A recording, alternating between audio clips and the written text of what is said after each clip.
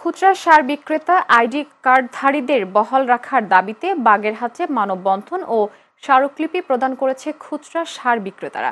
আজ খুচরা সার বিক্রেতা অ্যাসোসিয়েশন বাগেরহাট জেলা শাখার ব্যানারে বাগেরহাট প্রেস ক্লাবের সামনে ঘণ্টাব্যাপী এই মানববন্ধনে জেলার ৭৫টি ইউনিয়নের খুচরা সার বিক্রেতারা অংশগ্রহণ করে।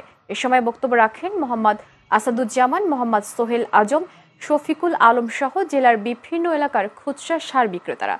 মানববন্ধনে বক্তারা বলেন, বহু বছর ধরে নিয়ম মেনে সার বিক্রি করে আসা আইডি কার্ডধারী খুচরা বিক্রেতাদের হঠাৎ করে বাদ দেওয়ার সিদ্ধান্ত অযৌক্তিক ও অপ্রত্যাশিত। এতে সার বিতরণে বিশৃঙ্খলা দেখা দিতে পারে এবং কৃষকেরা ক্ষতির মুখে পড়বেন বলে আশঙ্কা প্রকাশ করেন তারা। পরে সংগঠনের নেতৃবৃন্দ জেলা প্রশাসকের মাধ্যমে সংশ্লিষ্ট কর্তৃপক্ষের কাছে স্মারকলিপি জমা দেন।